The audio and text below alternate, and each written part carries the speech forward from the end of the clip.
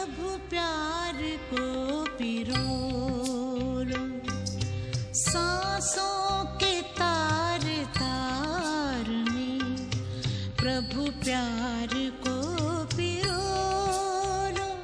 शुभ कर्म करके पुण्य का, शुभ कर्म करके पुण्य का जीवन में बीज बोलो।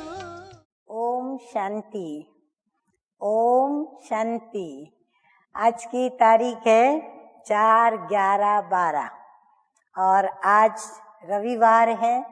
तो हम सभी अपने प्राण प्यारे प्राणेश्वर मीठे मीठे अव्यक्त मूर्तधारी बाप दादा की ज्ञान मुरली सुनेंगे और उस ज्ञान मुरली की रिवाइज कोर्स की तारीख है 13, 12 और 95 माना 95।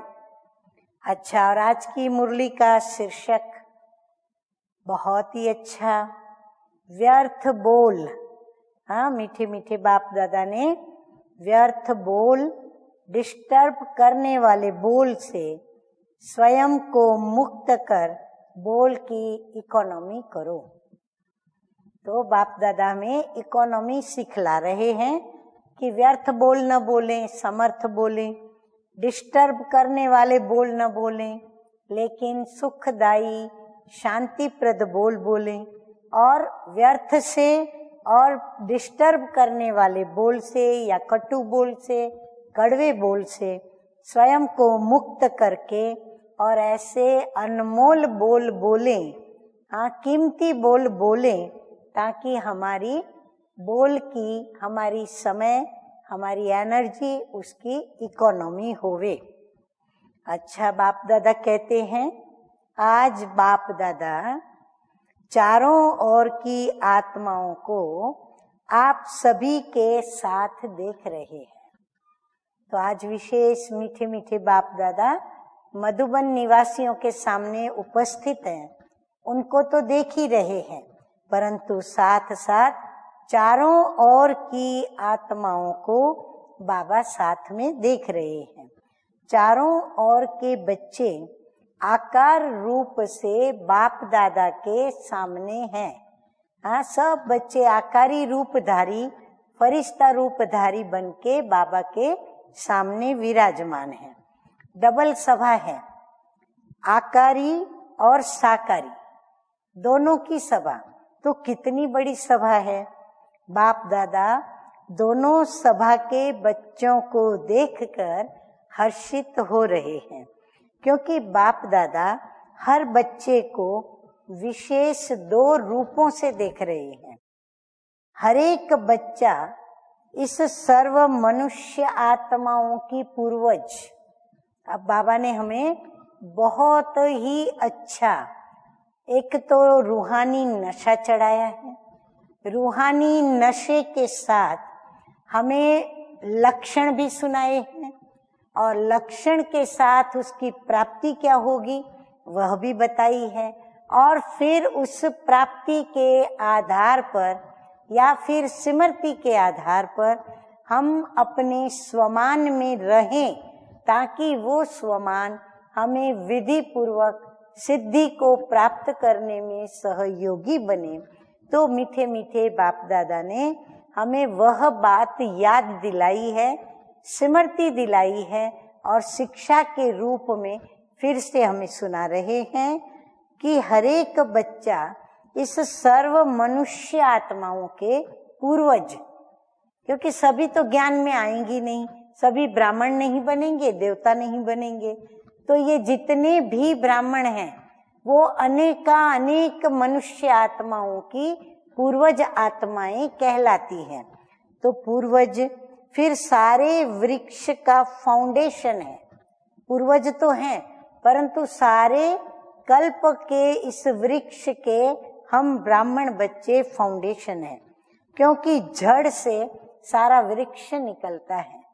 तो जड़ में है बीज रूप शिव बाबा, और फिर हम सारे जो बाबा के ब्राह्मण बच्चे हैं, तो वे वृक्ष निकलता है। और दूसरे रूप में पूर्वज बड़ों को भी कहते हैं।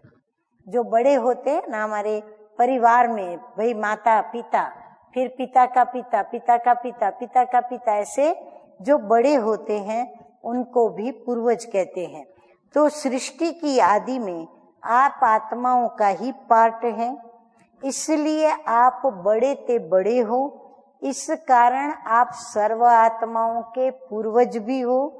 साथ साथ, हाँ नोट करते जाओ, साथ साथ ऊंचे ते ऊंचे बाप की प्रथम रचना, पहली रचना हो। आप ब्राह्मण आत्माएं हो, प्रथम रचना तो है ही, लेकिन ब्रह्मा मुख वंशावली हम ब्राह्मण आत्माएं हैं। तो जैसे ऊंचे ते ऊंचा भगवान है, वैसे बड़े ते बड़े पूर्वज आप हो। इस सृष्टि पर मनुष्य आत्माओं के बड़े ते बड़े पूर्वज आप हो।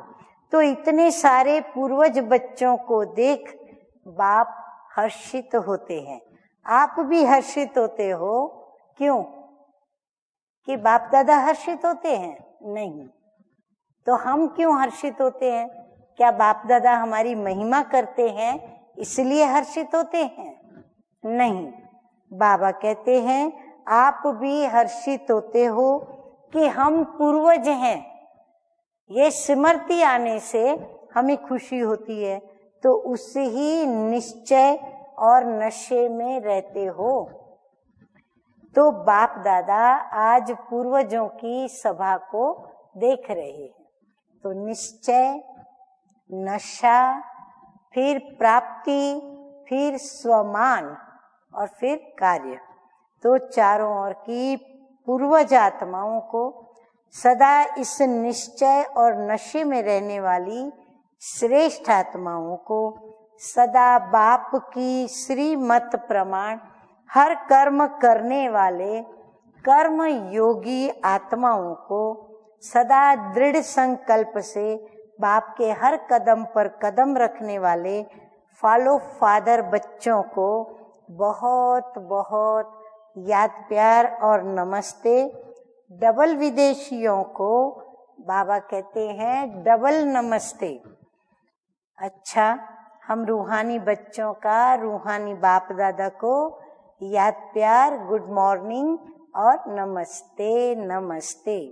वरदान है आज का, सदा उमंग और उत्साह के पंखों के द्वारा उड़ने और उड़ाने वाले मजबूत और अथक भव। आप आत्माएं अनेक आत्माओं को उड़ाने के निमित्त हो। हर एक के पंख टूटे हुए हैं, जो पंख हम उनको देंगे और उनको उड़ना सिखाएंगे भी और उड़ाएंगे भी, तो उड़ाने के निमित्त हो। इसलिए उमंग उत्साह के पंख मजबूत हो। हमारे पंख सलामत होंगे तब हम दूसरों को पंख दे सकेंगे। तो सदा इस ही स्मृति में रहो कि हम ब्राह्मण बी के विश्व कल्याण के जवाबदार हैं। तो आलस्य और अलबेलापन स्वतः ही समाप्त हो जाएगा। कभी भी थकेंगे नहीं। जिसमें उमंग और उत्साह होता है वह अथक होते हैं। वह अपने चेहरे और चलन से सदा औरों का भी उमंग और उत्साह बढ़ाते हैं। स्लोगन है आज का, बाप के संग का रंग लगा हुआ हो। कौन सा रंग लगे? बाप के संग का रंग लगा हुआ हो तो सब बुराइयां सहज ही परिवर्तन हो जाएंगी। फिर मेहनत नहीं करनी पड़ेगी। फिर क्या, क्यों मेरा स्वभाव ऐसा, क्यों मेरा संस्कार ऐसा, क्यों वो तो बदलता नहीं, मैं क्या करूं, कहाँ जाऊं, कैसे करूं। बाबा कहते कह की, हाँ कौवे की कां की तरह हमें प्रश्न में आना नहीं है। तो बाबा कहते हैं कि बाप के संग का रंग लगा हुआ हो तो सब बुराइयां सहज ही परिवर्तन हो जाएंगी। इसलिए सदा बुद्धि से हम क्या करें? सदा हम अपने मीठे मीठे बाप दादा के संग में रहें। अच्छा, ओम शांति। ओम शांति।